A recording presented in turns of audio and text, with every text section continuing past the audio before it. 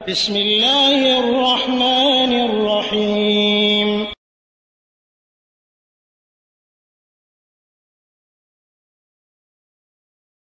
এক ভাই বিয়ের আগে এঙ্গেজমেন্ট সম্পর্কে জানতে চেয়েছেন। বিয়ের আগে ইসলামের যে বিধান সেটা হচ্ছে মেয়ে দেখা, মেয়ে খোঁজা, মেয়ে পাওয়া গেলে সে মেয়েকে বর বা পাত্র দেখবে, বিয়ের প্রস্তাব পেশ করবে। এটাকে খেতবা বা খুতুবা, বিয়ের প্রস্তাব বলা হচ্ছে।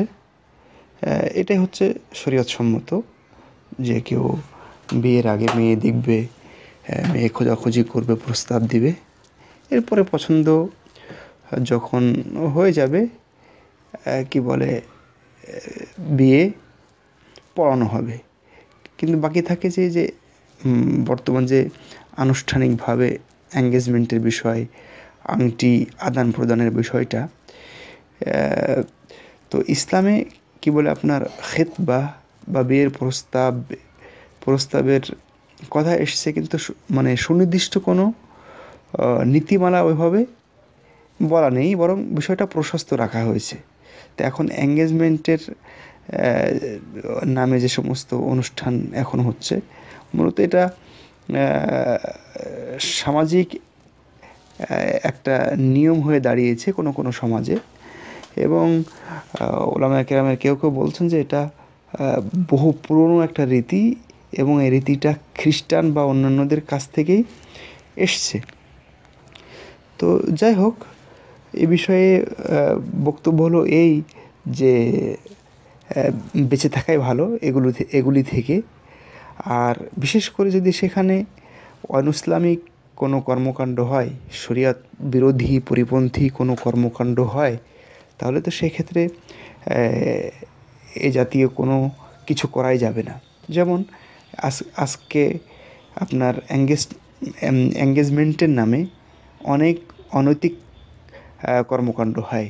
একটা বিশাল হুলস্থুল কাণ্ড সৃষ্টি করা হয়, বড় ধরনের অনুষ্ঠান করা হয়, সেখানে নারী পুরুষের মানে কি বলে আপনার ব্যাপক সমাগম ঘটে, যেটাকে ইখতিলাত বলে। একজন আরেকজনের সাথে নারী পুরুষ একাকার হয়ে যাচ্ছে। এটা দ্বিতীয় বললাম যে এটা খ্রিস্টানদের সাথে এর একটা সাদৃশ্য হয়ে যাওয়ার ভয় আছে। এরপরে আর একটা বিষয় হচ্ছে যে আংটি আদান প্রদান করতে গিয়ে দেখা যাচ্ছে যে হবু বর বা হবু বউ তারা দুজনকে কিন্তু আংটি পরাচ্ছে, অথচ তারা এখনও স্বামী স্ত্রী হয়ইনি। তো এটা কীভাবে হতে পারে? এটা তো হতে পারে না যে সে টাচ করবে। এমনকি মানে কি বলে, তারা দুইজন গোপনভাবে আলাদাভাবে পৃথক পরিবেশে আলাদা ঘরে গল্পই তো করতে পারবে না বিয়ের আগে। আর স্পর্শ করা তো অনেক দূরের কথা।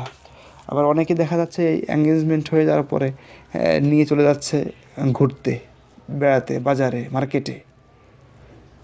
তখন তো সে বউ হয়নি আপনার, আপনি কিভাবে এটা করতে পারেন?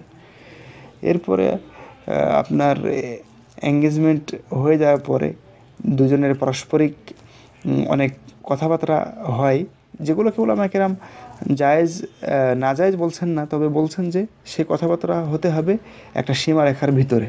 অর্থাৎ মানে যৌন উত্তেজনা সৃষ্টি করে, যৌন সুড়সুড়ি দেয়, এরকম কোনো কথাবার্তা যেন তাদের ভিতরে না হয়, বরং মানে স্বাভাবিকভাবে খুব প্রয়োজনীয় কথা ছাড়া অন্য কথা বলার আর মানে দরকার নেই।